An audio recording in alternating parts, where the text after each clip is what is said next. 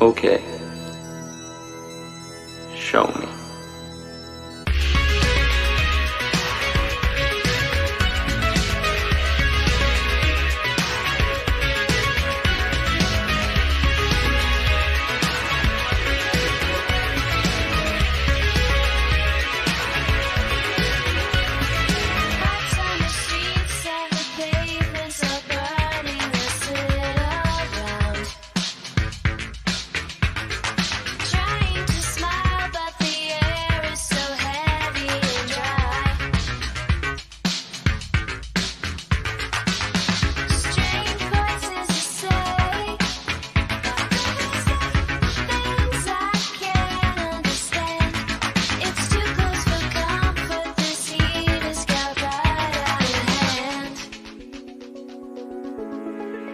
It's a cruel summer.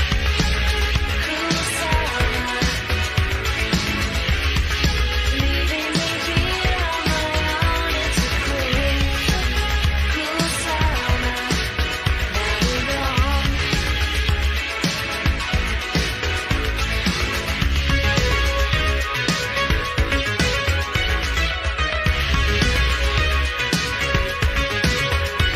The city is crowded, my friends are away, and I'm on my own. It's too hard to handle, so I gotta get up and go. It's a cruel summer. Leaving me here on my own. It's a cruel summer. Now you're gone. You're not the only one. It's a cruel summer. Leaving me here on my own. It's a cruel summer. Now you're gone.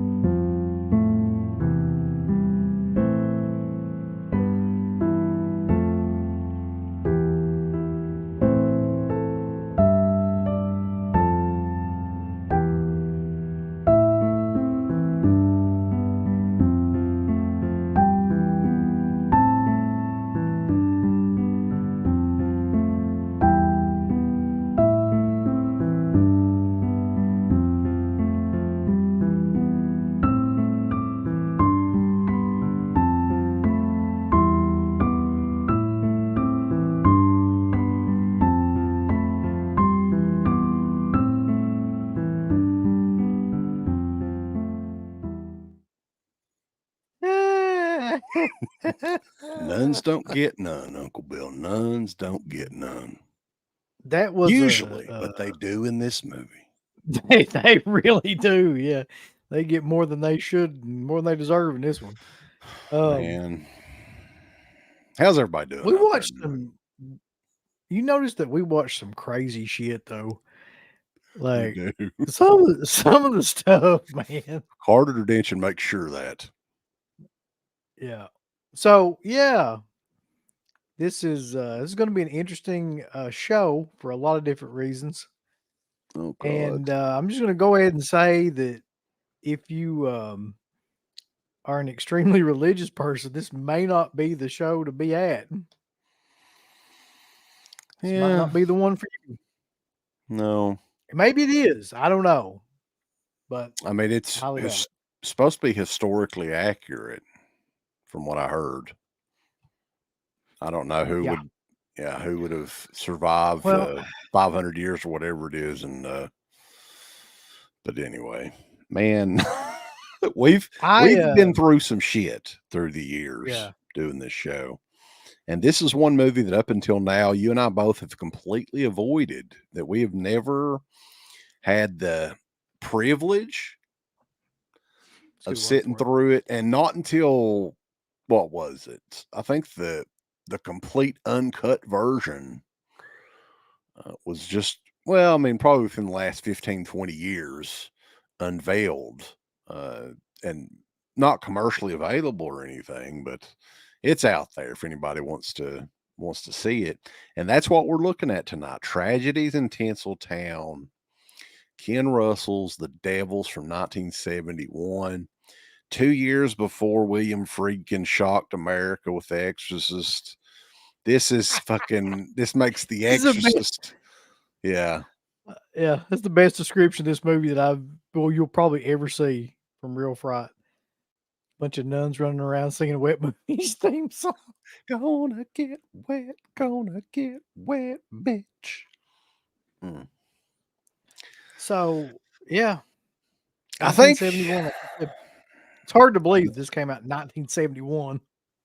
yeah, the full uncut running time is right at 2 hours. I think it's like a what is it, an hour and 46 minutes or something like that? No, it's like an hour and 50 something, but like I don't remember exactly what it is now. Yeah, I mean, it is out there. Um, get to our buddy, Carta, and, he hooked us up with the link for it and everything. We appreciate that because neither of us had it. There's not an official copy of The Devils here in the United States, at least. There are some copies on Amazon that I looked up. I don't know if they're bootlegs. They're all from overseas. But we'll get into that too. But you want to do a little bit of a roll call? We got a bunch of people in here checking this out, Yeah, we even probably though should. this is a movie that a lot of people haven't seen. Oh, Curly Jaws is back in our good graces, Uncle Bill, and he's back in the chat. He wants us to have some warm milk and eat a turkey leg tonight. Do you like turkey legs? Yeah, they're all right. Yeah, I can deal with a turkey leg. Carter Derdention is here, the man of the hour, too sweet to be sour, funky like a monkey. Oh yeah, he's the guy that requested the Devils. So we're doing the Devils tonight, kind of. I don't know how deep we're going to get this. This is like the Devils is like a snobby, like film nerd's wet dream, right? And I've looked at a lot of reviews online of people that are talking about, some of the meanings and underlying themes in the Devils. And by God, I'm not getting into that. I mean, you can. I don't. That's not my style. But we're going to talk about it. It's funny though, man, because like this was a big studio movie. That's what makes it. It's Warner Brothers. That makes it even more hilarious to me for some reason. That Yeah, this was it looked like it had a pretty huge and budget too. yeah. I mean, the production value is along the lines of, let's say, like something like what was it, like those big like epic studio movies that came out Yeah, around the 70s, like like that. Well, I was thinking along the lines of like the Ten Commandments and just these big epic yeah, like era. This was set in the 17th century or whatever, and it's definitely an epically made movie as well. I mean, that's one thing that kind of surprised me because I didn't know much about it at all, really. I mean, I kind of knew that it had some really offensive shit in it, and it does, it does, yeah. but But basically it's a very well-made movie and put together, and visually I can see why people would want to see this out in like 4K or something like that, because visually it's a stunning looking movie. yeah, I think a lot of that has to do, at least in my opinion, from watching this, is the set design and the production. Like the production design, the set design of the movie is amazing. Had it not been for that, I think that this would be an entirely different like experience watching the movie. I mean, it's very British and very like it's a time like a period piece. So Mm, all the dialogue is of that era, and it's very hard to kind of like interpret because number one, it's like I said, very English, very British, but also using that kind of language from that time period, it's you're like trying to decipher what in the fuck is going on through a lot of it. So if it hadn't been for the set design of that movie and like being able to look at that and how just amazing that is, I don't think it would have been nearly Yeah. as entertaining of a Set film. design great, dialogue, most of it at least. I mean, maybe it's good for British people. I don't know, but I was like, what the fuck are they talking about most of the time? Yeah, you spent a lot of the time like spent a lot of the time trying to figure out like exactly what was like happening in the movie because it's so British, it's almost like a different language. Right. Like it's that type of like where it's almost like New Zealand, where you ever like listen to New Zealanders talk for a long period of time, you're like, what the fuck are they even saying? Like I Yeah. can't even. Or Scottish people. Scottish people's another good one. Like, because they're just it's like a different language. Anyway, that's kind of what this is like. So, I mean, if there is, it's based on a couple of different things. It's based on a book, but that book is actually based on a supposedly true story, which is like probably not a true story, probably more like A fairy tale that over the years people thought was like, because it's in the fucking 1600s, man. Like, yeah. I mean, how, and that's the thing. Like, I used to always, and I don't want to get political or into religion here, but I honestly asked my dad this question numerous times because he was big religious.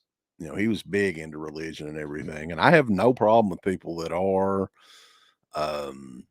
And ultimately, I mean, I believe in a higher power, but the Bible itself has been translated. What was it originally? Hebrew. And it's translated over into who knows how many different languages before it got to us, and how many different, you know, decades and probably hundreds of years, thousands of years, possibly. So who knew? Like, what did the original Bible say? We don't know. It's hard So, to say. but anyway, we're getting deep tonight, folks. So if you have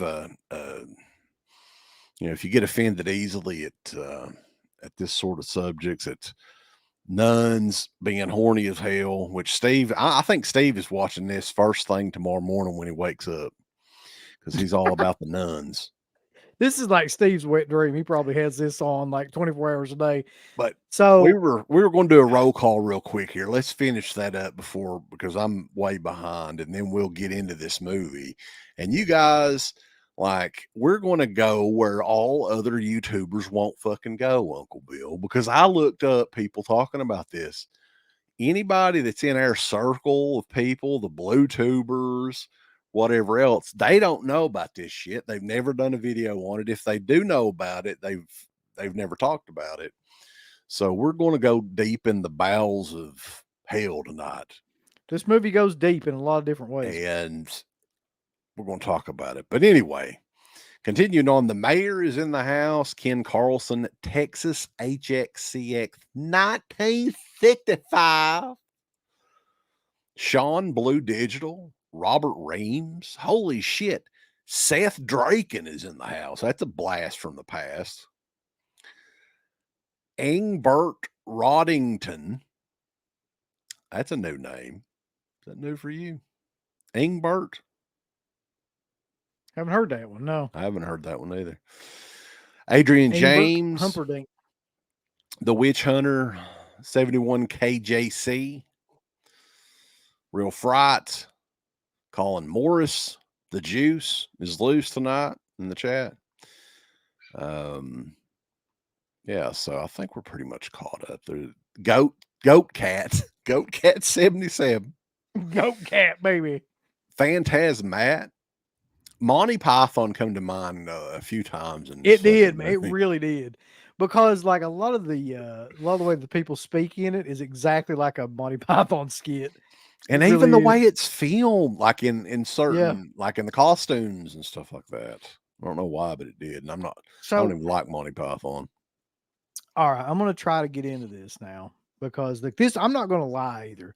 Like, I know a lot of people will get very pretentious about movies like this and try to Oh act like God, that it was the greatest thing that they've ever seen and there's everything, nothing I hate worse than that.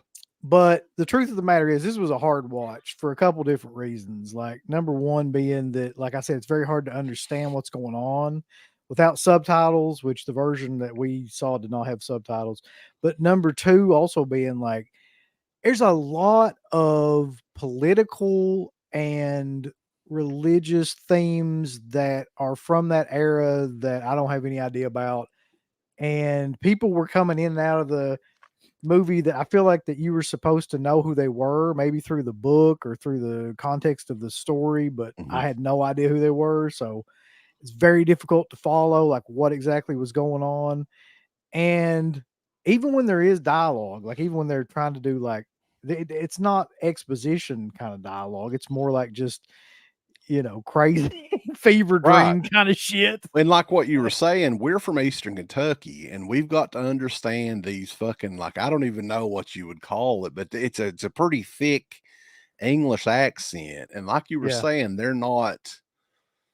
It's not like they're giving a speech or anything. They're kind of just talking back and forth like the wood back in Britain, balls back in 1600s.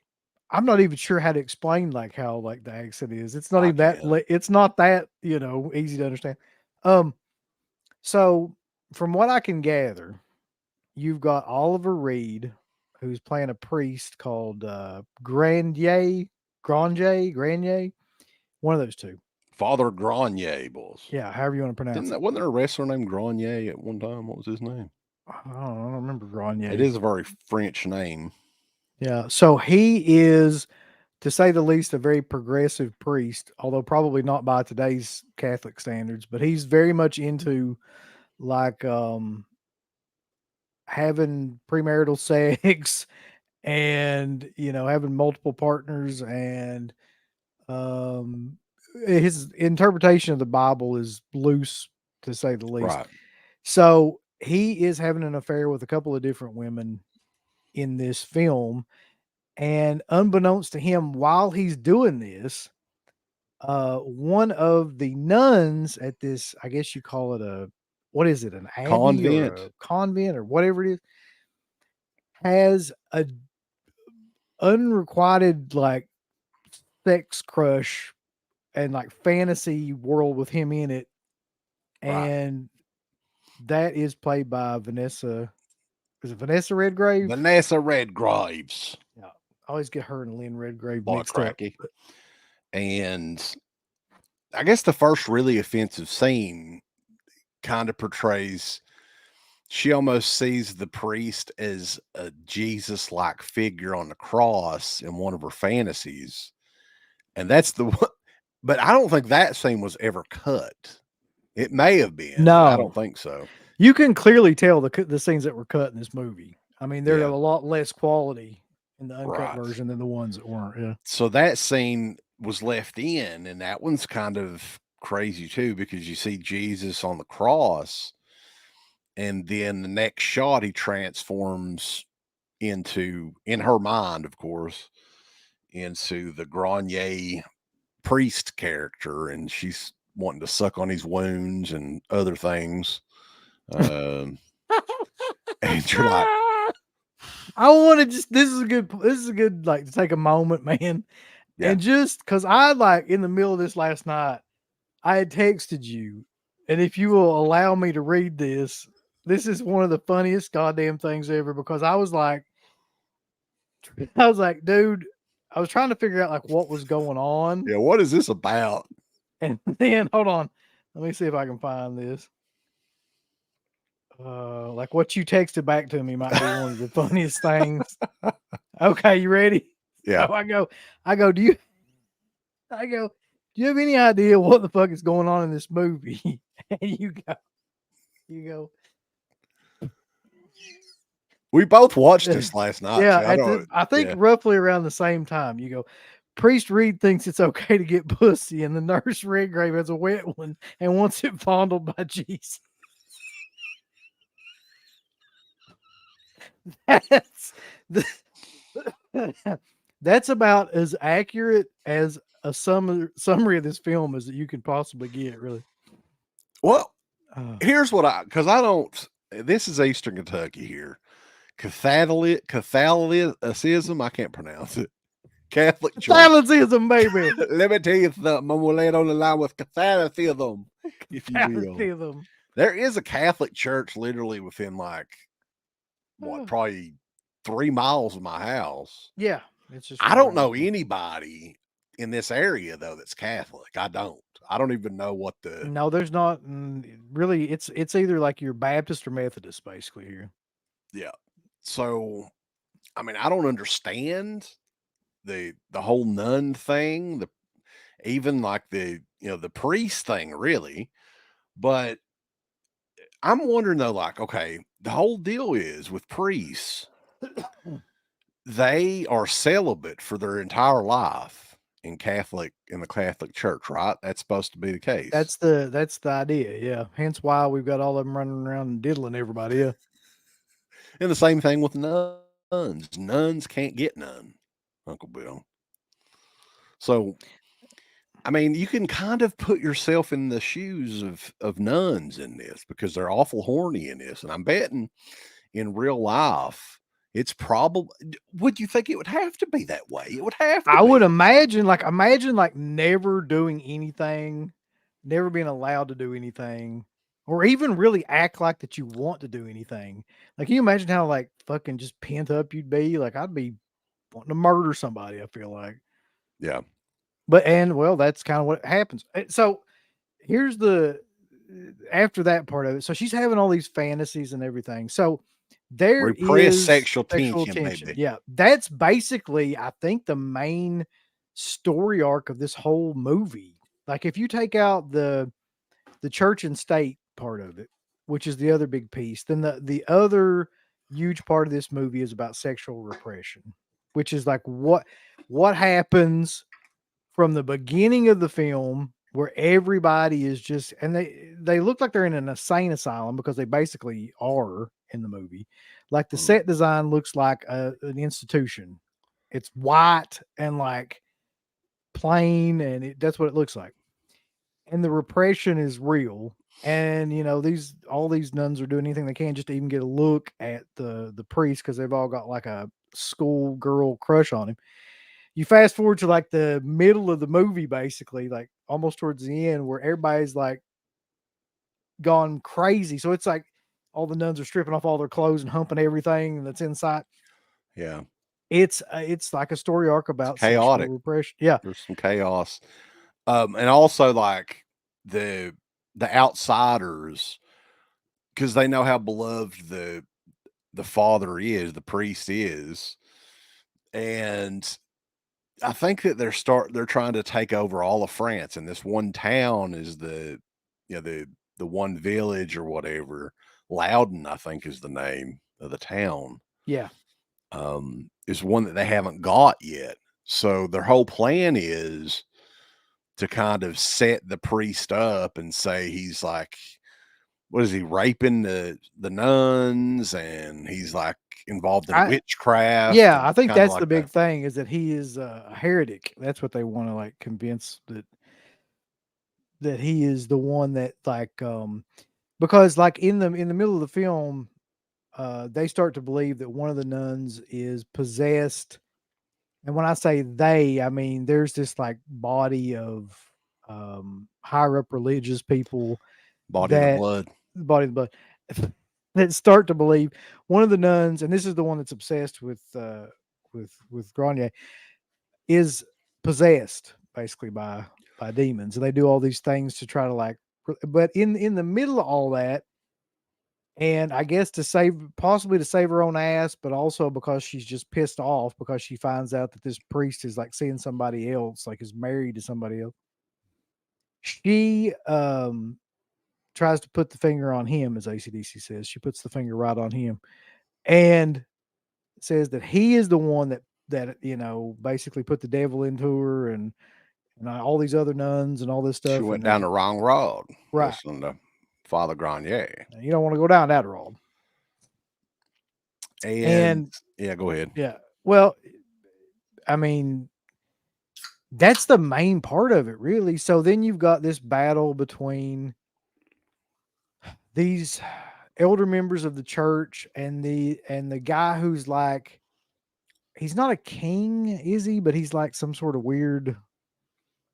I don't know, a um, a Joker. That's the No. thing. Other than the main characters, I don't know the fucking names of these people, nor can I pronounce them. So in the middle of the film, there's a dude that comes in, and I couldn't tell you his name either. There is a guy on that looks like Warren Zevon. Yeah. Yeah, he is. He's the one that goes nuts, like, and hollers and all that stuff. So yeah, he's the one $5 that's super chat from Carter, by the way. Thank you, sir. he's the one that's hired by the church to come in and basically like purge the head nun of the demons. And but as all that's going on, then I guess he is the king of France, King Louis the 13th. King Louis. He's also Oh, coming so he's in. the king of France. Yeah, that's apparently who that was, which I had no idea. So he's the one that's kind of leading the charge, trying to take the town over and get rid of the Father Grenier. It all makes sense now. I understand it.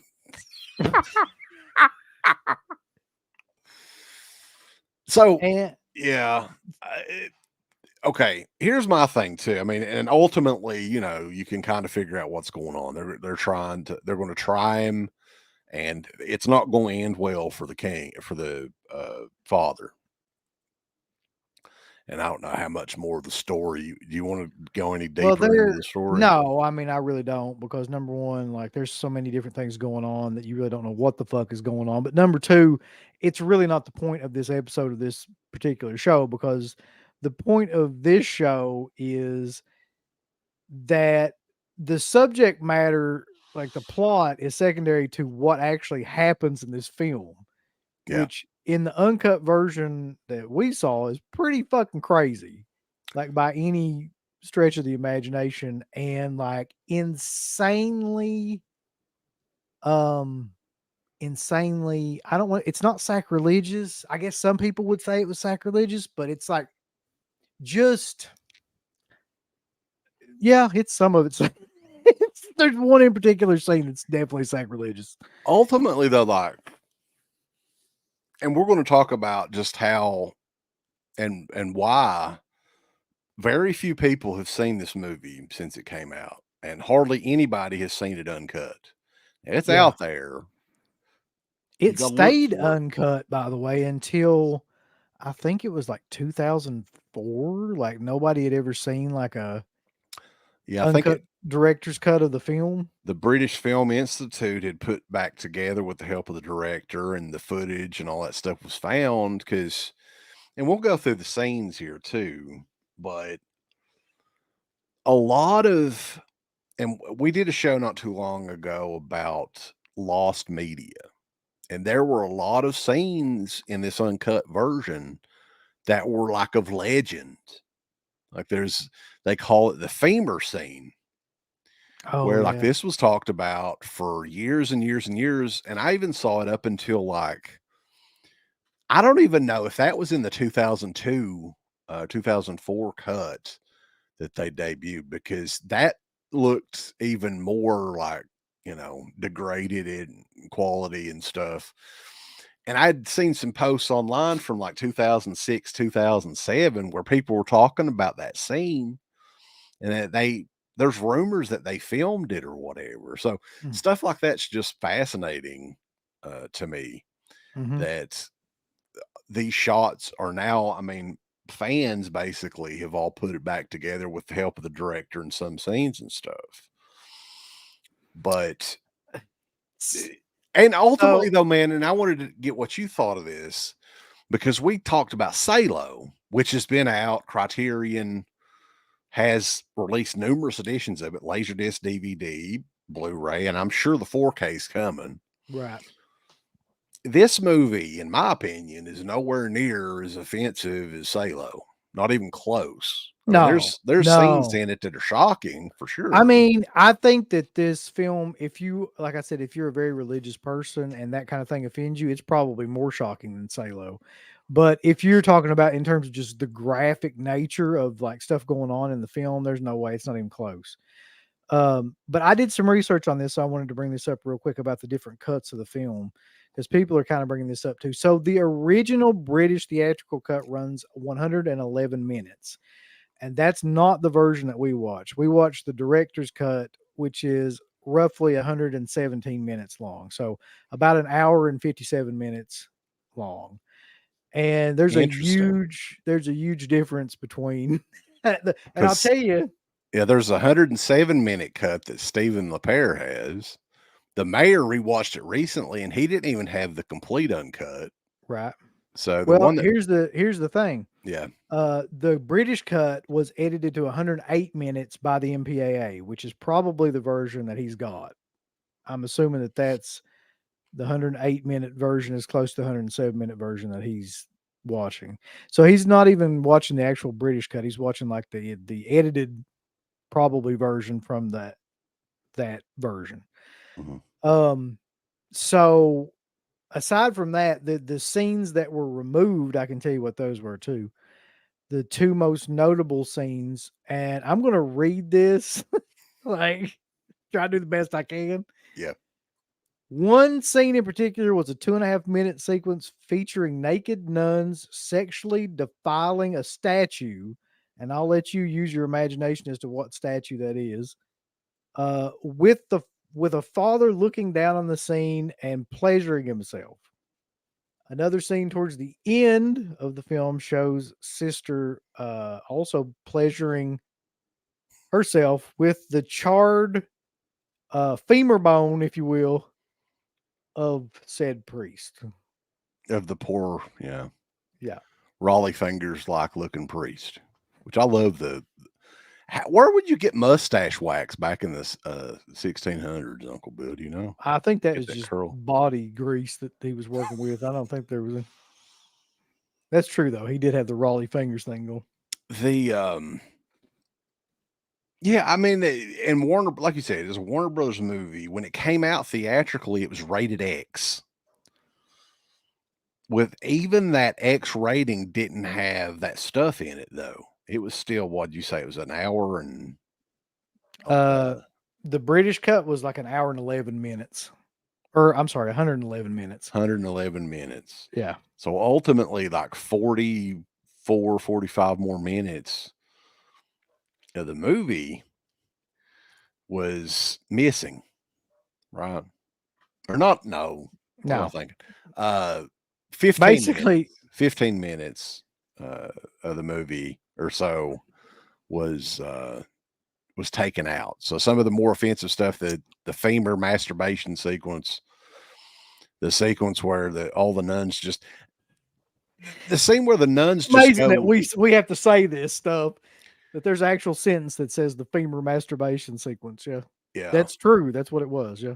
Um, the scene where all the nuns just get, basically they call it the nun orgy scene, Mm-hmm. which it sort of is. You know, there's what, probably half a dozen nuns that attack the statue of Christ and hump Christ and everything. And then there's shots of a nun burning the Bible as well. Page by page. There's just, yeah. It's, and I'm gonna, hey, this is a movie that I'll probably never ever watch again. But, and I heard people say this too, and it's really true. Has there been a movie that has captured possibly what hell would be like better than this movie in that particular, and just chaos in that scene and then towards the end of the movie? What do you think? Event Horizon. You got a point there. Yeah. That one scene in Event Horizon where they go like he has the flashback of whatever happened on that ship. I think that's about as pretty close as to what actual hell would be Plus, like as I can imagine. Sam Neill was in that too, and that's That's hell for true. me. But no, I mean I kind of agree with what you're saying. It's like an art house version of like what hell would be like in that particular scene, yeah. And it's so real that you can't even picture what it would have been like filming it. It didn't. you know, it just has such a weird, different look. And there's another shot too where I hadn't heard too many people talk about it, where one of the nuns is literally like masturbating a candle as well, and they show that numerous like times. And I'm like, we fucking get it, boys. It's supposed to be a they're dick. not they're not like kidding around in this movie when it comes to like that kind of thing. Now, So the idea here, I think, and the way that he thought that he was going to get away with this is because it's an artistic piece that's supposed to be referencing kind of like the insanity of like church and state and what happens when people get too much power in either one of those forums. I think that that's probably what he thought he was like doing, and that was how he was kind of going to like get away with using a lot of this stuff. The problem is like even when you're doing a movie like that, like a Salo, for instance, when you're trying to make some sort of statement, you can still go way, way too far. And like this goes about as far as you can possibly go when you're talking about religion. There's not like short of like an X-rated film, like showing like hardcore porn in it. There's not a mhm. whole lot else that they could do. Another scene in this too that I was thinking about, because we said again, this was out pre-Exorcist. This was what, 2 years before The Exorcist came out or was Yeah, even made. yeah.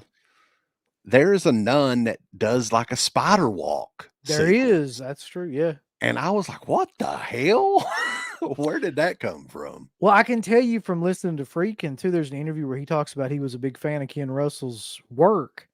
He wasn't a fan of this movie, but he did see it. So I kind of wonder if that like He was kind of influenced by that.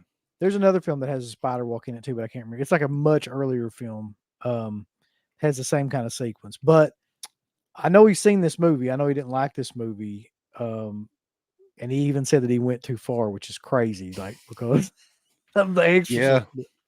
Yeah. Yeah. It does make The Exorcist look tame when it comes to like the religion parts in it, like the crucifix scene and stuff. Like it's like that's nothing compared to like there's a whole 10-minute sequence of shit that's worse than that, like in this film. Well, if you look at the time frame too, and 19 they shot this in 1970. It came out in 71. But it kind of came out in 70. I don't know how many theaters had it in the US. I know it wasn't a big success. That's what I was going to try to find here. In the You mean United how much it States, made? yeah, in the United States, it was not a big success, but I think in No. England it was. So it Um, made the box office was around $11 million. okay. Yeah, it says I found it here. The was one of the most popular films in the 1972 box office for Britain. It grossed 8 to 9 million in Europe, with an additional 2 million in the United States. Yeah. Um, so it did a lot. Why do you think it did a lot better in England than it did in the United States? Probably because that audience was more progressive in the way that they looked at like themes like that. You know, in America, we got a tendency to go straight to like the oh my god reaction to anything that we haven't seen before, and I about guarantee that nobody had seen anything like this at that time period. So, Yeah. but I'm betting that like um, a lot more English people had gone to plays where things are more abstract. It's not just that what you see is exactly what is meant in a lot of those films, and that's kind of what Americans do. They just go for like whatever they see is they need it to be directly related to what they see Right. for it to make sense. Which I'm kind of that way as well, but like it doesn't take a genius to figure out that this movie is criticizing religion though. I mean, and it's criticizing like government. It's doing both of those things. So Well, I mean that's the Vatican, when this movie came out, they were not pleased with this. It was publicly condemned by the Vatican, who, though acknowledging it contained some artistic merit, asked that its screenings at the Venice International Film Festival be canceled. Uncle Bill. Overall, it received negative critical acclaim. Nobody really liked it when it came out, or not many did. Well, the weird part about this movie, and we were talking about this last night, is even though all of the subject matter in it, like what it's about, it's beautifully shot, man. Like the cinematography, the direction, the designs of everything in it, the acting is insanely good. Hmm. With maybe the exception of whoever that guy was that they got to be the other priest that tries to like drive the demons out or whatever. Like that guy was just way too There was over some the dude that top. looked like Mo Howard too, who's I don't know. But I mean, for the most part, you got some like A-list kind of actors in this movie. And Oliver Reed does fucking yeah, amazing job in yeah, it. he's I mean, great. his performance really towards the end, probably the last 35, 40 minutes of the movie is amazing. And I had heard too that, up until he died, that he had stated that his favorite movie of his that he was part of was The Devils. He always said that there was no second guessing that. And a lot of people and I've looked at a lot of different reviews of this as well, have said, and I think this is really interesting too, that it's one of the best movies that they've ever seen. They love it, but they never want to rewatch it. They're like, I'm not going to watch it again. So there's not too many movies where people say that and they're like, I'm good. I'm not going to watch that movie again. I'm fine. That's yeah. But I mean, I can appreciate parts of it. Like you were saying, the way it's filmed and just the chaos inside of that movie is so real. And towards the end, where the priest is tried and he's going, they're trying to get him to confess that he did this sorcery or whatever else he's before they kill him, and he never does. And he has some amazing dialogue in those scenes too, and just Yeah. performance wise does a great job. And then the gruesome like burning at the stake with him, and just I mean, it looks so fucking real. It did. It's probably the Yeah. most realistic version of that I've ever seen. I mean, there's been a lot of movies that have done that, but like that really looked legitimate. Yeah, because you could see even like blisters and stuff popping up on his head, Yeah. and it looked way more, legitimate than a lot of, especially 1971. Man, that's a lot. That's 50 Yeah. some odd years ago. And another interesting part about this movie is that he seemed to have Ken Russell. I mean, seemed to have found a group of extras and cast members that would just go completely like balls to the wall for this movie. There's like that whole sequence, the whole orgy sequence is so crazy on so many different levels. There's so many people doing like crazy shit, like just extras and stuff running around doing stuff that you have to be fully committed to a movie to do stuff like that. Like there cannot be any doubt about what you're doing, and nobody looks like that they're second guessing any of this stuff. They're in it to win it. That Yeah, makes it even more disturbing somehow or another. Like in those scenes, right. that it legitimately seems real. But a lot of people brought up that it was a big studio movie, and it was, and I think that had to do with a lot with Ken Russell more so than anything else, who was a hot director at that time. Uh, and you know, the source material was two different source materials. One was a play and one was a book. And I think that the studio thought he was going to go with the play, which was a lot more tame, a lot tamer.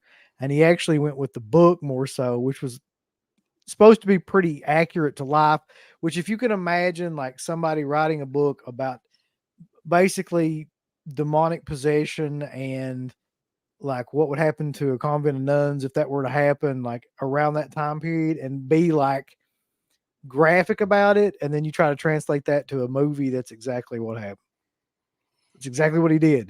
He basically just converted that into a film. And this this is a very interesting movie in a lot of ways. The fact that like Ken Russell did a lot of like classic movies. People talk about them still to this day. Altered States, a lot of people reference that every year around Yeah. that. It's one of their And favorite movies to watch around that time frame. Lair of the White Worm too. That's another one that gets referenced by people that we know too, because that Vestron put that out, so that's one that gets seen a lot. But do you know what he's most well known for? Which movie?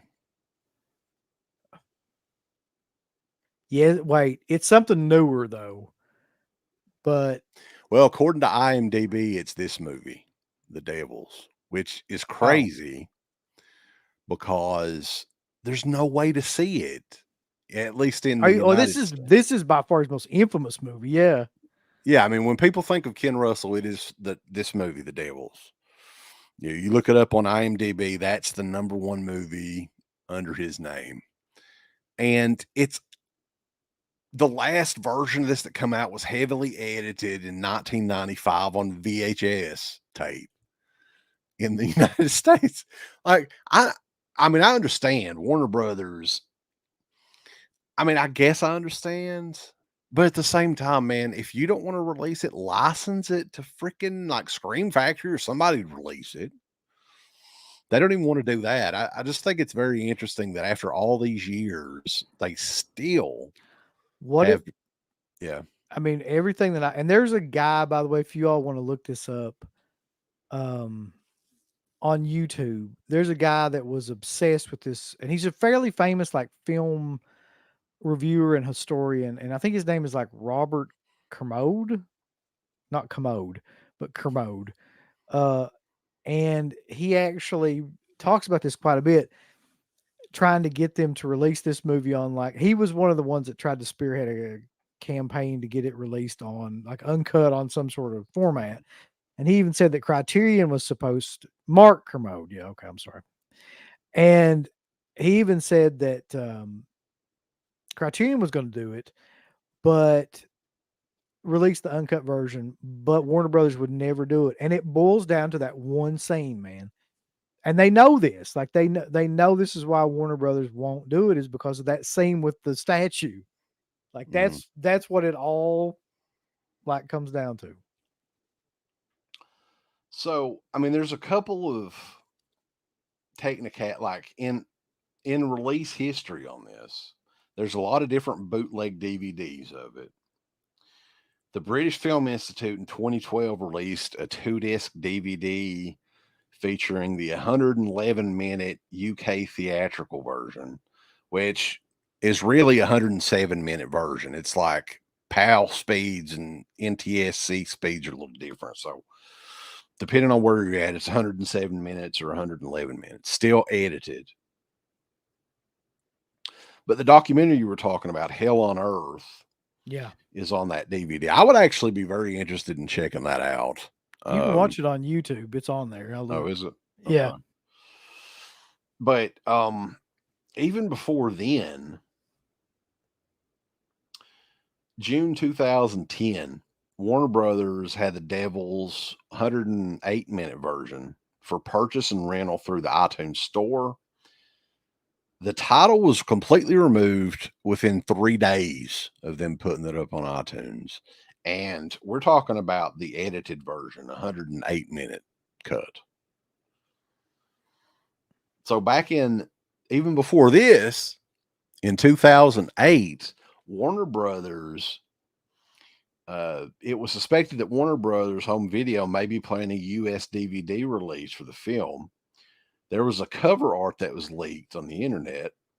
However, Warner responded to the claim, deeming the leaked news as an error. So it sounds like they were maybe contemplating releasing it over the years, but it just never happened. Well, one of the things, and I think this is 100% true, and I've always thought something like this is true. Even in the case of like Salo, I kind of think that this is true, as much as I hate to say it. One of the things that Ken Russell says about, this movie and all the trouble it's had with censorship and things is nothing that you can see in any of these films will even come close, basically, to what actually happened during a lot of this, like with the church during a lot of that period of time. Like, there's nothing that you will see in his film or any other films that is as horrific as what they were actually doing around that time period.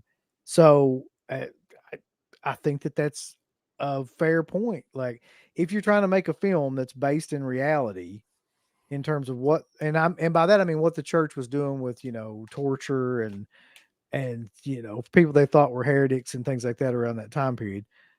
Um, it's pretty bad. It's not good. And like the idea of just being like, all tore up about it because you're displaying something that's fairly accurate is kind of silly. Don't you think it's odd though? And Seth brought this up. A couple people brought it up.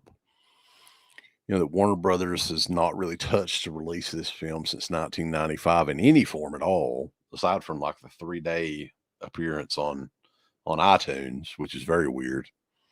But they put one of the nun characters in Space Jam 2 in the background. Like, who the fuck thought of that? I don't. I just heard about that when we were watching this movie, but I have no idea because yeah, that might be more disturbing than the film itself to me that they would do that. So yeah, I mean, ultimately though, like to me, and I think because you and I are not, there's no Catholic around here. We don't really know a whole lot about the Catholic Church and their ways and everything. But I mean, I can see definitely how people that were a part of that religion would be deeply affected, even way more than we were by it. But even then, it's kind of bizarre because I mean, there is some offensive stuff in it. I'm not going to sugarcoat it. It is like the Jesus statue rape sequence and all that. The femur thing is just very like, that's just fucked up. I don't know who would even think of doing this. That yeah, but I think that this is a movie that you can't really look at it on like the surface value of it. I don't think you can watch this movie and just be like, that there's no kind of like subtext that he was trying to get across here, because it's pretty clear. Like a lot of the scenes in the movie were metaphors for something else, and you can't really like just skip over that fact and just watch it and be like, well, this is a bunch of fucking. It's, I mean, you could do that, and a lot of people did do that, but it is that too in reality. But it's also like a lot of symbolism is in it. I guess is the point that I'm trying to make. So this is the thing that I'm confused about, right? So the mayor says that BFI has an uncut version on DVD. I've heard that, yeah. Well, Define uncut version though. Whatever we watched, you could clearly tell a couple of those scenes was not from a DVD. Like I don't know where they came from, but the statue thing was one of them, right? And didn't they have like one of those scenes had some sort of text on the bottom of the screen, like it was just ripped from something and Yeah. and all that. So I don't know if the full uncut version has ever been completely released. And we're talking about, the Jesus rape sequence, because clearly what we watched, those shots were not, maybe Carter can, come in on this. That wasn't from the fucking DVD. That was like leaked Well, from it somewhere. looked a lot like I'm trying to think of an example. Uh My Bloody Valentine. Remember when they added all the Right. like deleted scenes into My Bloody Valentine, but it wasn't Yeah. like you could clearly tell where they put the cut scenes in because it was completely different quality and hadn't been remastered or anything like that. That's very similar to what this was. Yeah, and even that though didn't have like fucking like text that somebody did on That's Windows true, yeah. Movie Maker on parts of it and everything. Yeah, that wasn't put in by a legitimate No, company, I don't feel no. like. The mayor says the femur masturbation is where the term boner comes from, Uncle Bill. Is it? I didn't know it. Yeah, clearly Warner Brothers is not proud of the Devils. But overall, as a movie, man, like it's I think it's a very well made movie. I know that there's some people that say it's like one of the best examples of British filmmaking of all time, which is pretty huge. I'm not a big British, you know, I'm film gonna buff. yeah, I'm gonna level with you too though. Like in terms of British filmmakers and filmmaking, and in terms of like religion and symbolism, I would probably pick The Wicker Man over this movie as being a more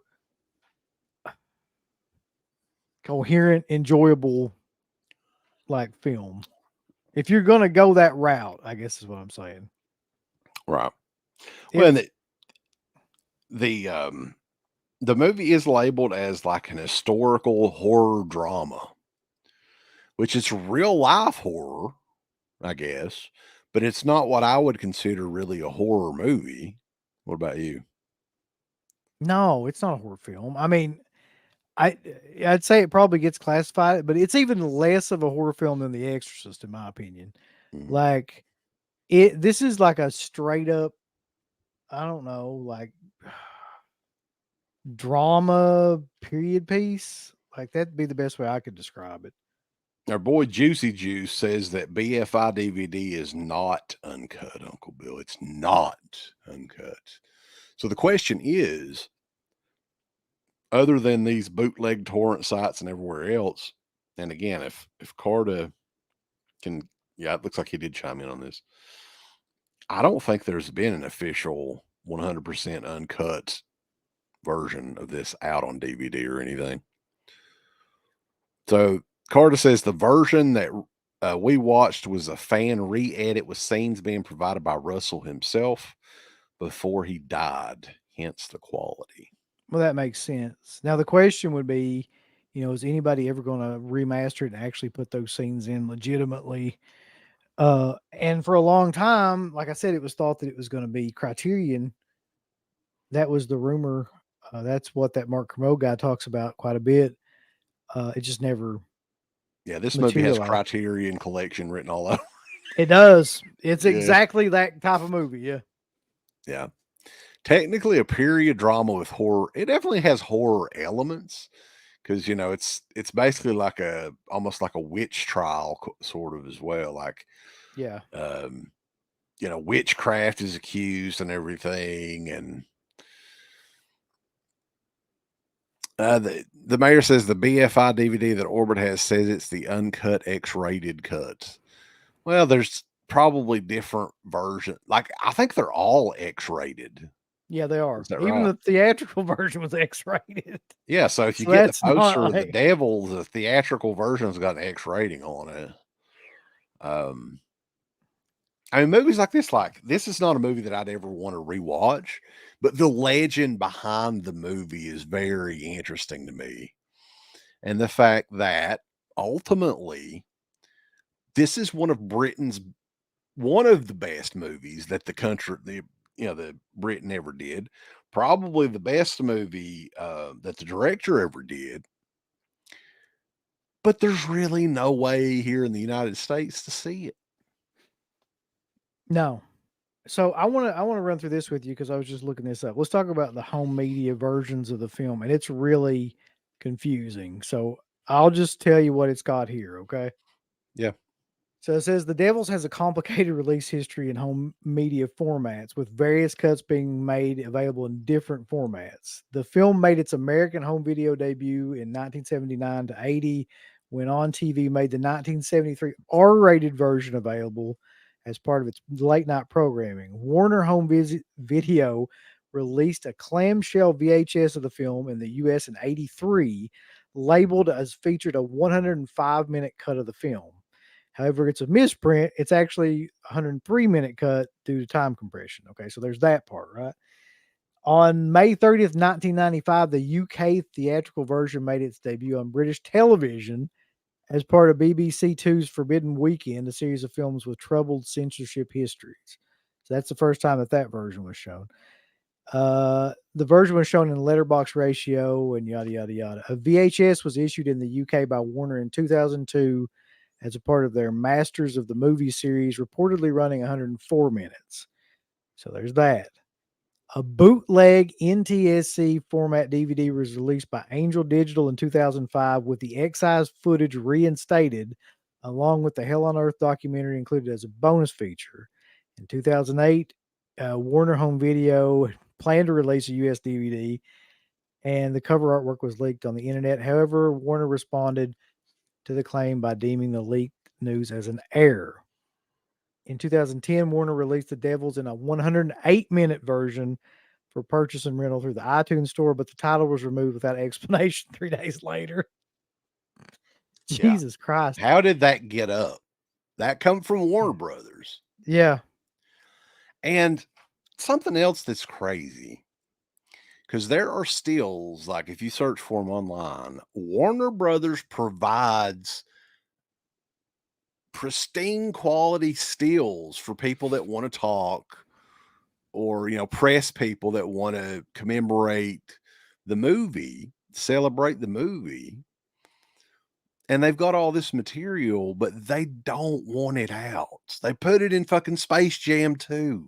Yep. It's almost like, okay, we know that we have a cinematic, and I didn't like the movie. I didn't like it. It's not my cup of tea. I don't think it's Uncle Bill's cup of tea, but it's a cinematic masterpiece. It really is. Like some of the stuff that they did. It's not my movie, not my type of movie. But it's like they know that they have this masterpiece, but they also know that there's no way they can ever release it. Well, and they're Warner Brothers. They don't want to be fucking dealing with like releasing something like that nowadays, the way people are. Like, can you imagine? Why I mean, wouldn't people, you sub-license it to Criterion and just say, I don't want Warner Brothers, you can pay us, you know, or whatever, but we don't want our name associated with it. We don't want our name on the movie. Couldn't they do that? I guess. I mean, people do that kind of thing all the time. I don't know. But wait, there's more though, because Okay. a couple people have been talking about the BFI version, and they actually reference that in here too.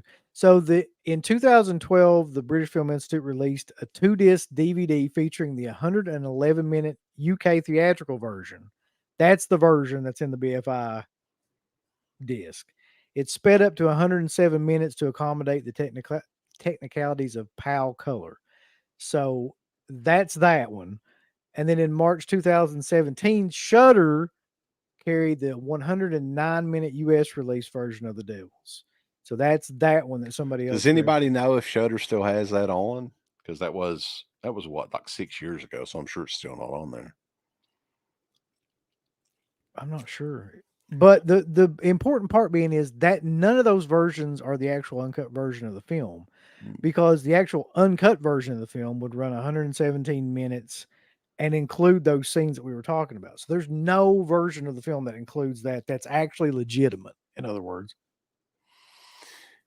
So wouldn't Warner Brothers, though, have to okay Shudder streaming the movie? Even if it's, you know, the 100. I would assume, yeah. So if they're going to do that, then why not do like a deluxe? I mean, I guess like Criterion probably wouldn't want to do it unless they could do the uncut version. Probably, right? Wouldn't you guess?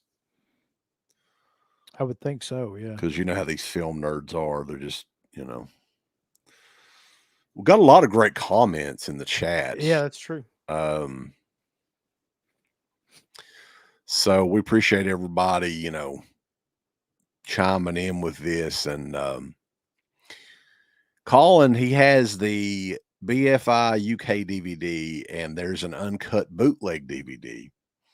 And the two infamous scenes, which are we talking about, the femur scene and the Christ? It's got to be, yeah. Yeah, the Christ sex scene.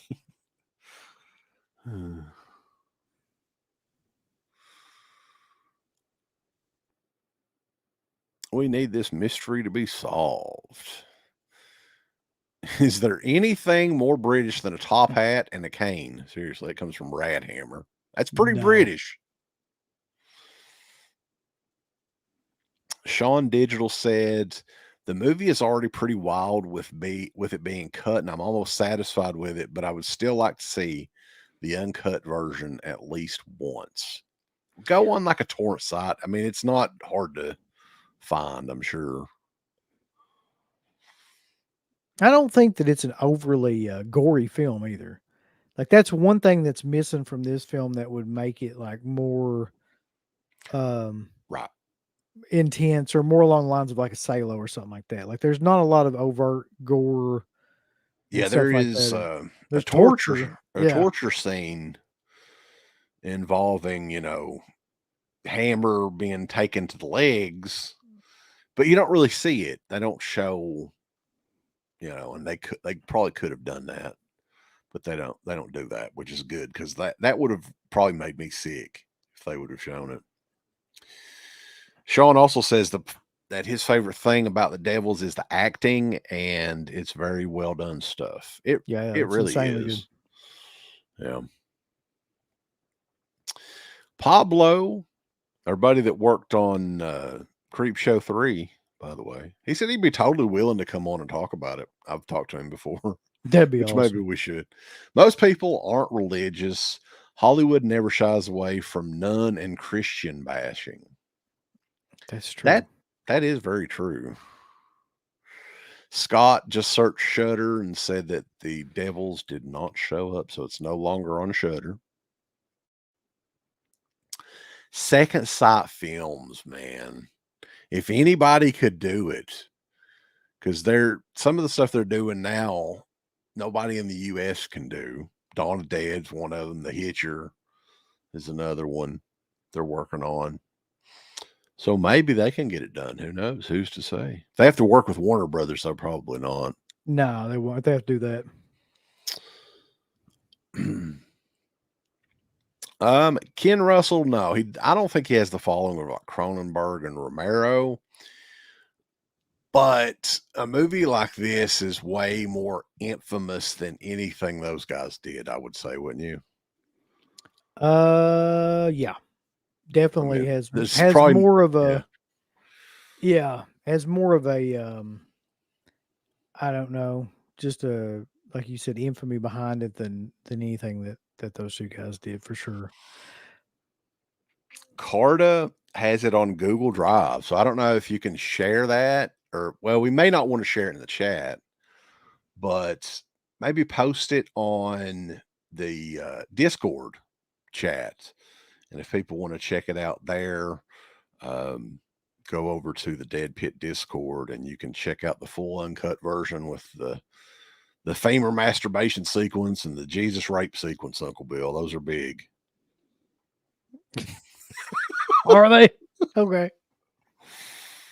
The orgy scene in It it is. is crazy. That's probably the most intense scene in the movie where I'm like, holy shit, just out of nowhere, this shit goes down. These nuns just rip their tops off. They got titties swaying in the wind and everything. Swaying in the wind. Yeah, it's like it goes from 0 to fucking nuts in like 1 second in this movie. Stuntman Mark, what's going on, sir? The movie A la Carta has similar themes. Girls in a Catholic convent become possessed by a demonic force. And like in The Devils, the convent becomes a psychiatric domain without psychiatry. I probably mispronounced some of that. But... So the mayor posted it on Discord earlier tonight, but it is the full uncut version, Mayor. That's what I want to know. Because we don't need anything but the full uncut version with the femur masturbation sequence. Yeah, if And there's the no Jesus femur, rape. then yeah, we were gonna riot. We want to see Jesus raped by nuns, at least in that movie. Right, Uncle Bill? No, no. I'm surprised Garrett didn't want to live stream this with us tonight. Garrett, watch along, boys. Yeah, Garrett I might don't. be like up in the Northeast, isn't Catholicism, baby? Isn't that more prevalent? Catholicism, Catholicism, if you will, when Catholicisms, baby. they drank the wine and eat the little crackers, baby.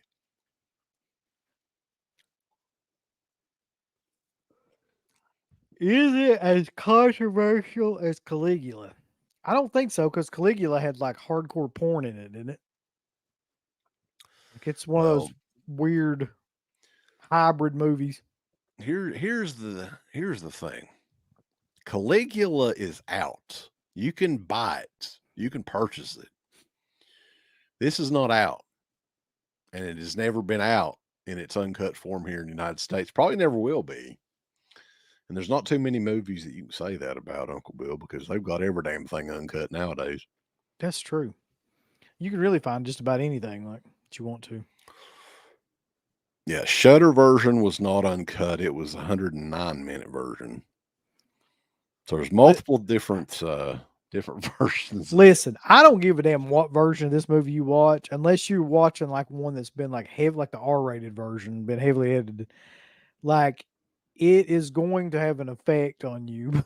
Like, it's just there's so much in the third act of this movie that is so crazy and just over the top that it will definitely have an effect on you. I almost feel like, and maybe this was purposeful to kind of ease up some of the tension of the movie, but I almost feel like though the religious leaders in the movie were so kind of over the top and goofy that you can't even really like, you don't feel that scared of them because they're just so fucking just silly.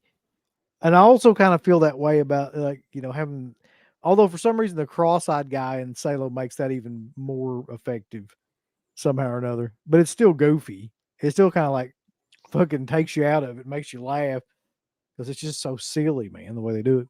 Right. The uncut version's on archive.org right now, according to Scott, an hour and 53 minutes. So the mayor is still saying that some of those scenes are and he has the actual DVD. So I don't know, man. I mean, we'll just have to. Red, is this crazier than Lords of Salem and Suspiria? Yeah. Quite a bit. Yeah, it's pretty nuts. Phantasmat, I'll have to watch it. I'm not sure it'll affect me. I kind of get the feeling that you'll like it. And by the way, when I say like it, we're all good people here. We can watch films and be adults and not say that we like something and then have that interpreted as that we are advocating for what goes on in the film. I think we all understand that, and we all understand that we're good people. But that being said, I think that you will enjoy the movie because of the way that it's filmed. Somebody posted this on Facebook, and I don't know if you ever get on that Facebook and look or anything at the Facebook fans group, but now people are starting to, I don't know if retaliate's the word, or kind of like, oh, Sleepaway Camp would have been a great film if it wasn't for that final scene, and needless and pointless and shit like that. What do you think about that shit, Uncle? People are giving that movie a backlash 30 years later or whatever. Did they cancel it? 40 years later. They trying to cancel it. The truth of the matter is nobody would ever even be talking about Sleepaway Camp if that scene wasn't in it. Like, that's the only part of that movie that's even remotely memorable as compared to any other slasher film that came out around that time. That's the only thing that anybody ever referenced from that movie. So, fucking hoity-toity assholes. I don't give a fuck. Look, if somebody wants to portray themselves as a male, female, whatever, that's fine. But that is the scene in Sleepaway Camp. That's always going to be the scene in Sleepaway Camp. I hate the fact too, and people do this shit all the time, and you cannot do this because it's, number one, it's stupid, and number two, it's inaccurate.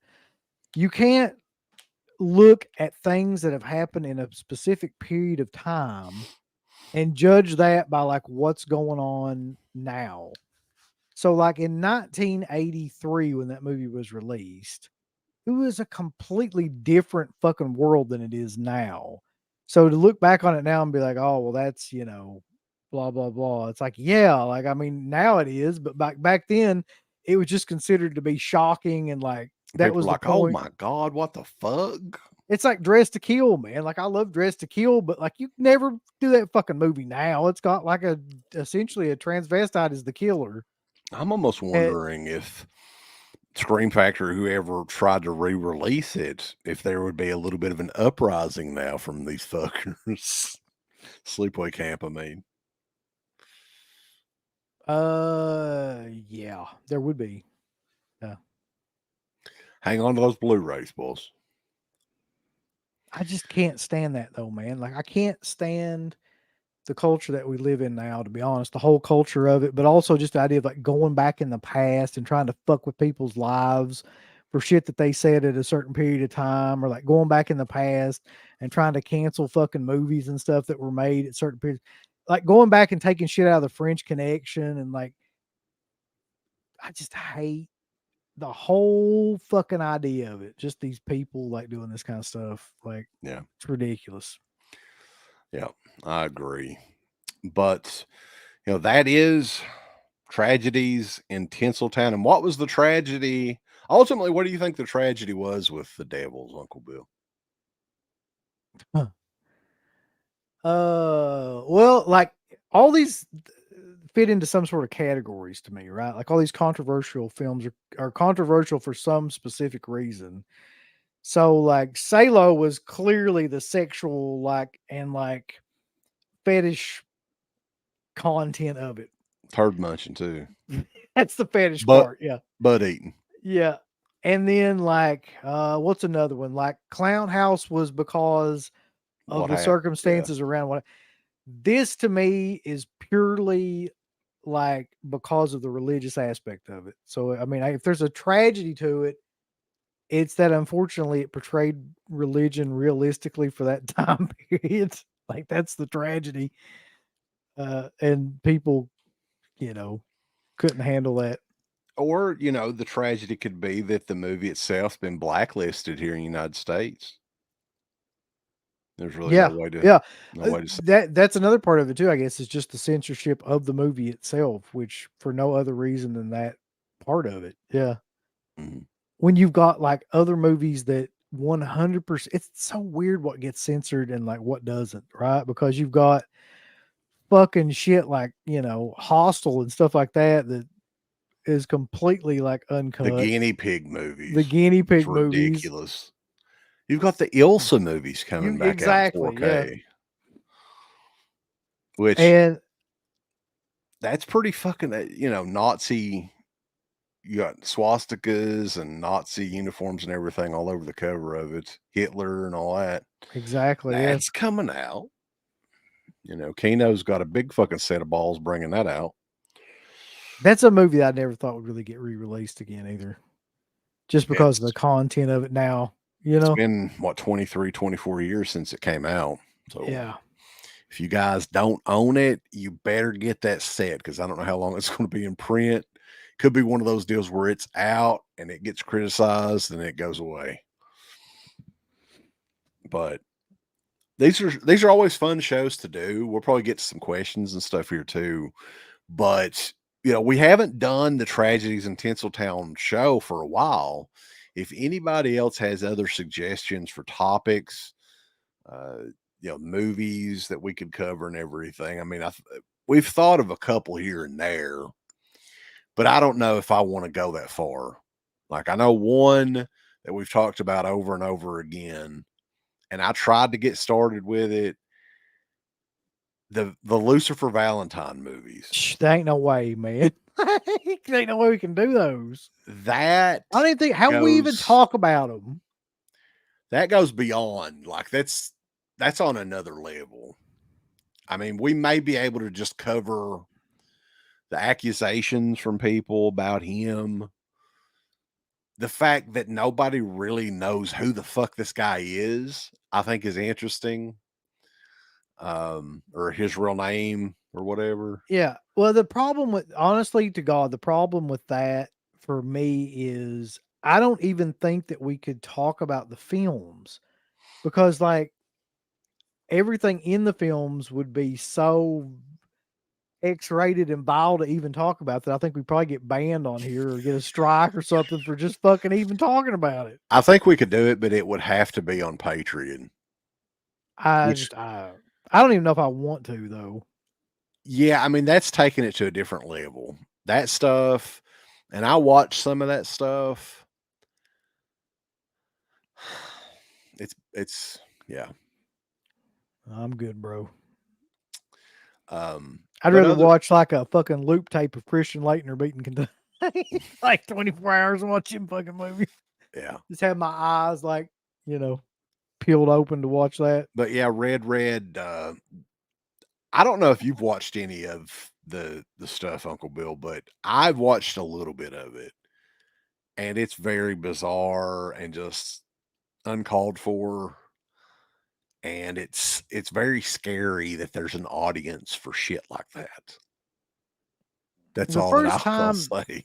the first time that I was ever really honestly aware that there was a whole like, what would you say? Yeah, that there was a whole underground kind of world of like fetish people that actually did stuff like that was those fucking August Underground movies. Because a lot of the people that they got for those movies that were the actors in them or whatever were people that were into like certain crazy shit that I can't even say on here that they could do to them in the movie and it would appear like it was, you know, torture. Mhm. And, you know, when I found out that that was what that was all about it, I was just kind of like, so you're telling me that there exists like an actual domain of people that like do all this stuff for pleasure. And yes, anything you can think of, basically, there is somebody that like has like that's their thing, that's their kink is to do that. Sickos, fucking Bunch of sick nonsense. ass. I only like white bread missionary style. That's all that I do Yeah, all the time. keep it boring. Yep. Stuntman Mark, CK, UB, we got to do a watch along with Garrett. Are you talking about the Lucifer Valentine movies? Hey, No, dude. I think we would Oh, all like I'd Garrett. do it if we could get Garrett to watch. I'd watch it just to see that. I would suffer through it just to see his reaction, basically. There's a lot of different movies, Phantasmat. I can't even remember the one that I watched, but yeah, there's a variety of different topics we could do on this series, and this series is fun. I mean, we've done Twilight Zone the movie. I think was the first one that we did. We did Clown House. The Salo one is the most successful one that we've done up until now. I think this one may do pretty well. Last House on the Left. You know, we could do Cannibal Holocaust at some point. I think The Adventures of Milo and Otis would be a Well, funny one to do that would be a good one to do, I think.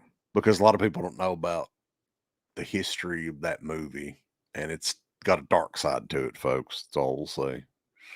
But these are always fun to do, and we appreciate everybody chiming in the chat and makes us, you know, even more informed as the show is going on. And we may do the Adventures of Pluto Nash at some point, Carter. I mean, you know, the Tragedies in Tinseltown. Would it be interesting to do the post 2000 films of Eddie Murphy, Tragedies in Tinseltown? That's just tragedies and fucking acting, is what that Because is. that poor motherfucker he has not had a good movie. I mean, unless you want to count like he was in like the Shrek movies doing the voice the donkey. But what the hell has Yeah, he done, man? that's a good question. He's done for every like one decent movie that made money, he's had 10 flops. Like that's the weird thing in that time period. Yeah. And I think he definitely has done some great movies, but just nothing in the last 20, 25 years, He's a unfortunately. weird dude though. Like I feel like that he's one of the most extreme examples of somebody that completely changed after fame. Like, and you listen to a lot of the stories about him, or at some point, like after it was probably after, like right around Coming to America era, where he switched over from being like that version to somebody completely different that didn't want to actually even be funny anymore. I think we could do that, Carter. God damn, that'd be the third time I've had to watch that movie Why'd you watch it the second time? for Oh, that fucking okay. show. Because I was talking to the guys today about, okay, maybe we can make it in association with the T-shirt release, Uncle Bill. We can do Salo on Christmas commentary. I'm not doing anything else on Easter or Christmas. I feel like it's just bad, like mojo. So I want to do a Salo Christmas shirt, Carta. I'm not going to tell you what it is, but it's going to be Christmas themed, and it's going to be a Salo shirt. I mean, I would love to do Salo commentary on Christmas, but you know, it is kind of sacrilegious, I guess. That's true. Have a shit-eating Christmas, boys. God. So we've got a lot of stuff coming up this weekend, Uncle Bill, because it's a holiday weekend. I'm going to be home tomorrow. There's a big warehouse sale Vinegar Syndrome is doing in the middle of the day tomorrow. So this will be at 12:01 p.m.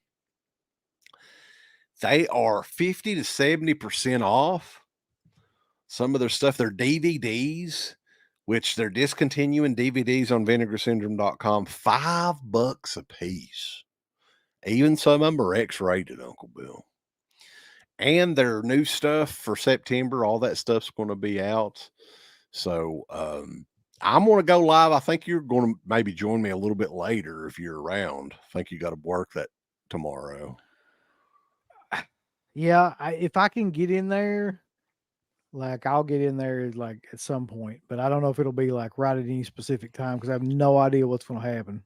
Yeah, I'm going to try to go live, I think around 11:45 or so.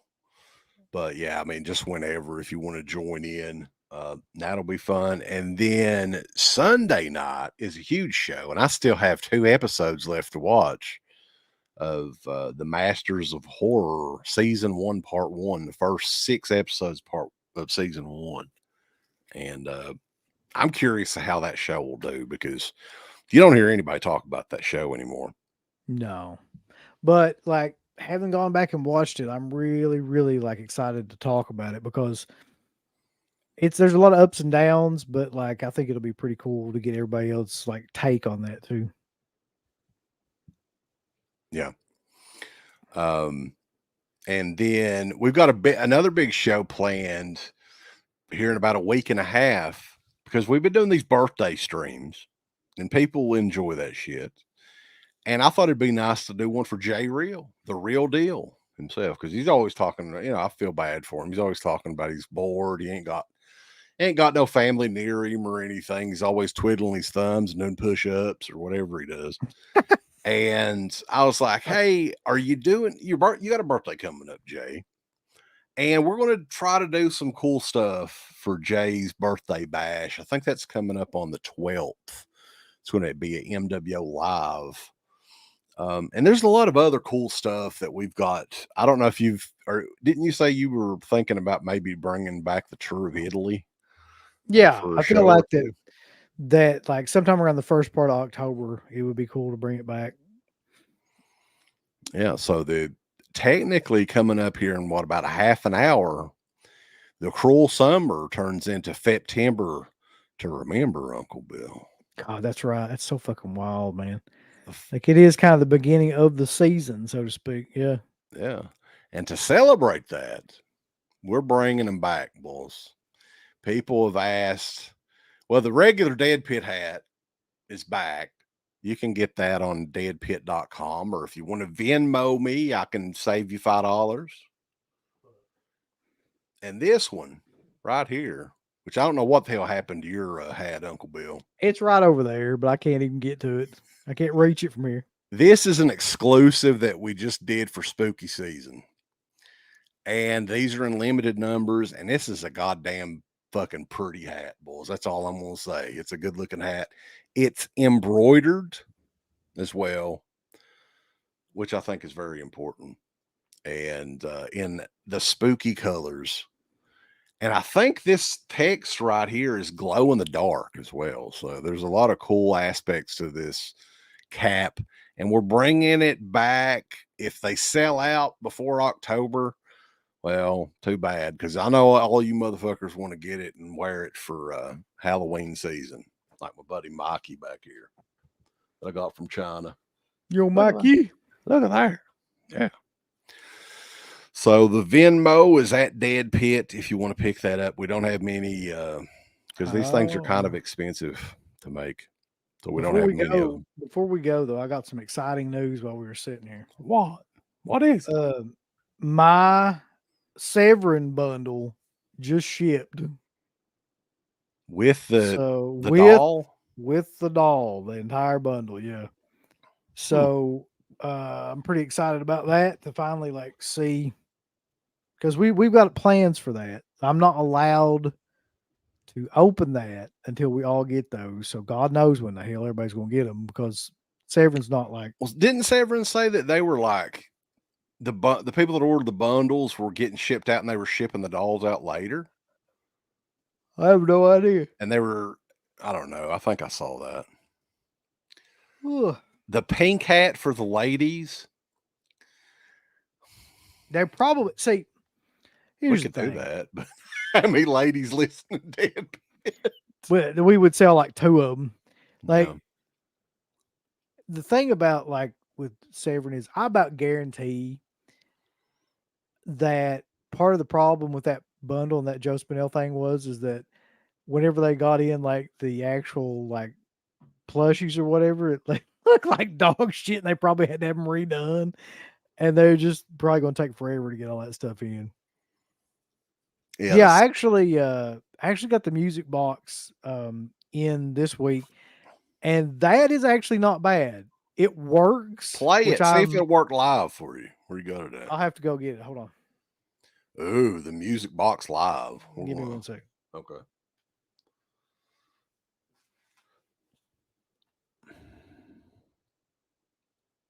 $5 would be yeah, that'd be a big. That's a pipe dream kind of. I don't think we would even sell 5 of the pink hat. The pink hats would look really cool though. Actually, if we could do like hot pink, do it like Brett the Hitman Heart colors or something. Pink and black and white, all that good stuff. Black metal werewolf. Also,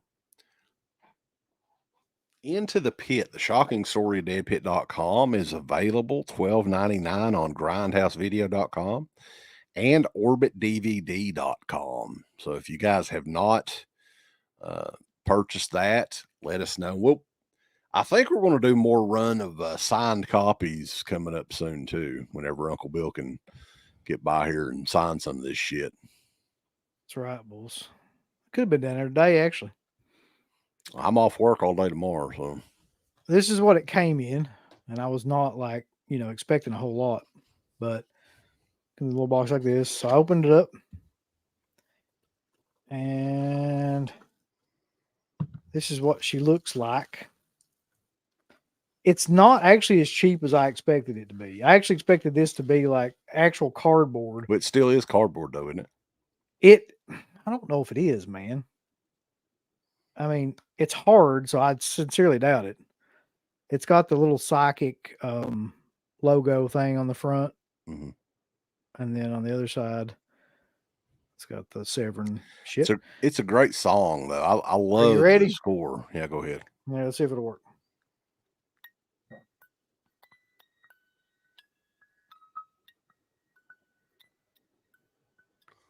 Yeah, it's not picking up that well for some reason. I can kind of hear it. Yeah, it works though. Okay. Interesting.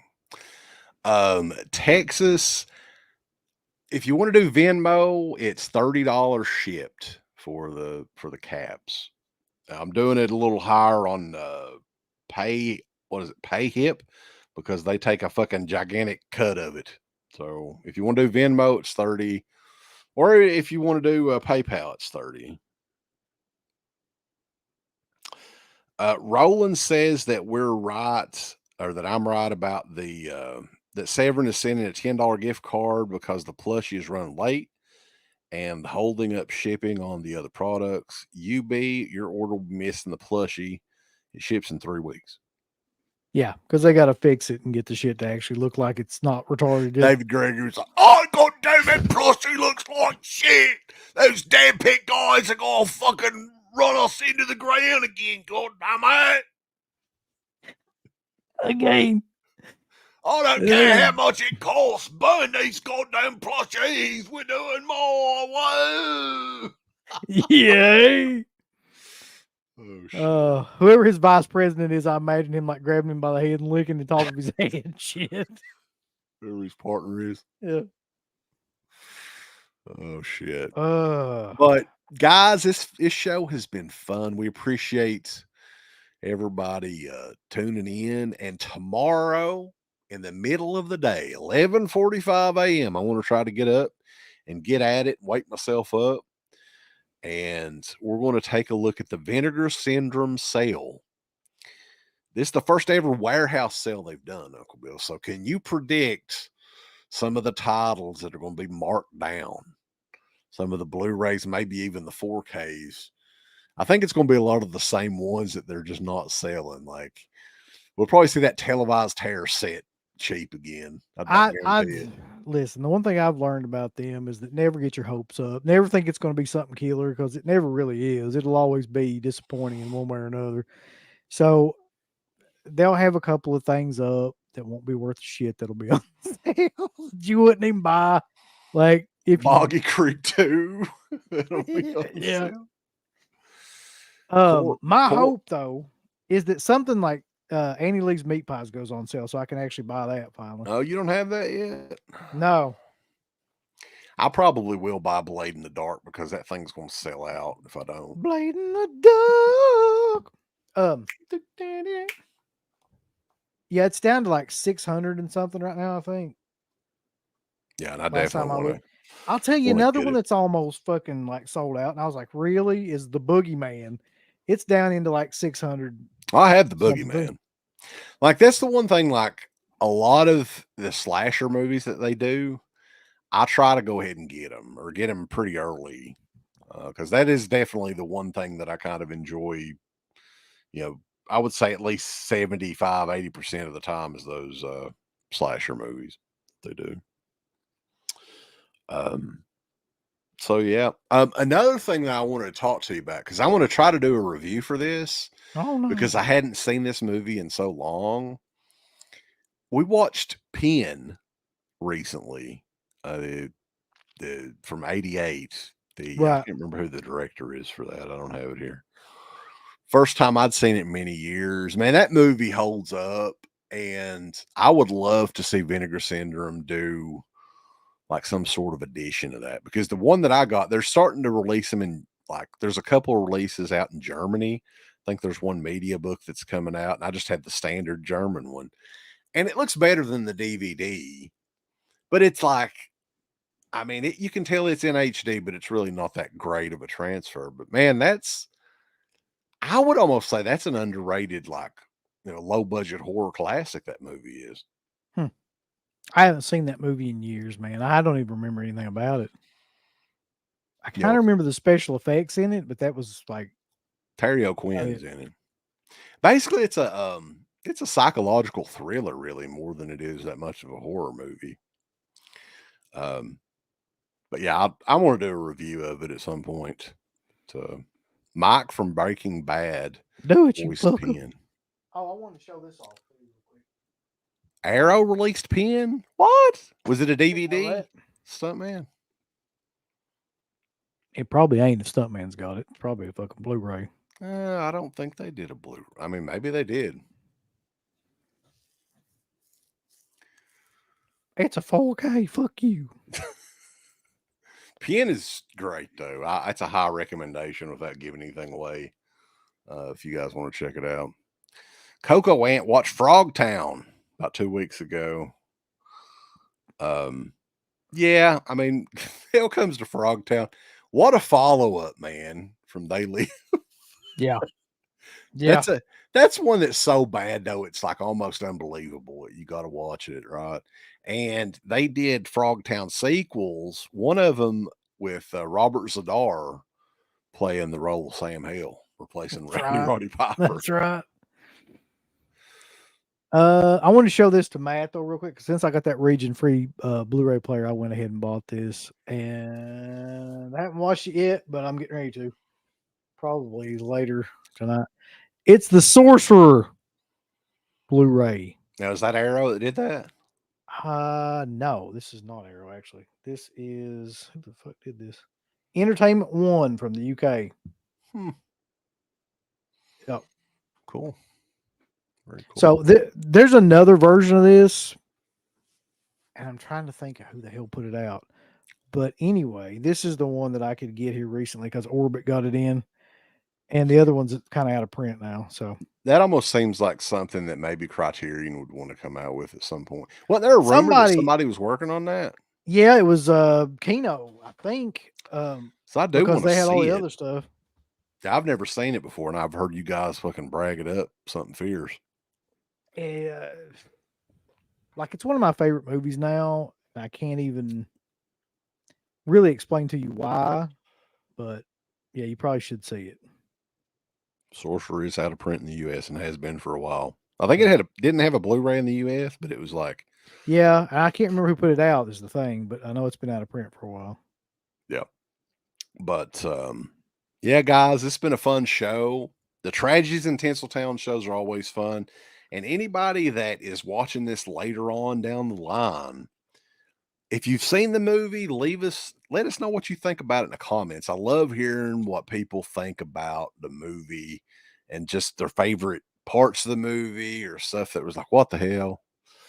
And if you like the video and everything, comment and ding it and all that good stuff too, because it definitely helps us out. Yeah, touch them bells and do that stuff. Yeah. I would give Bad Boys 2 an F-. You don't like Bad Boys 2 for life? I don't like Will Smith. I don't like Will Smith in anything. Like, is that because he like smacked that guy, or is it just because you didn't like him? I just didn't like him anyway. I always was a DJ Jazzy Jeff fan. Out of those two. Yeah. But anyway, we appreciate everybody tuning in and everything, and we will catch you guys midday tomorrow. The Vinegar Syndrome Labor Day weekend warehouse spooktacular. And yeah, always shit going on the Patreon page, and of course deadpit.com. Give us the thumbs up. Up your butts. Like, subscribe. And if you subscribe, here's something else you can do. Once you subscribe, you can click the bell notification, right?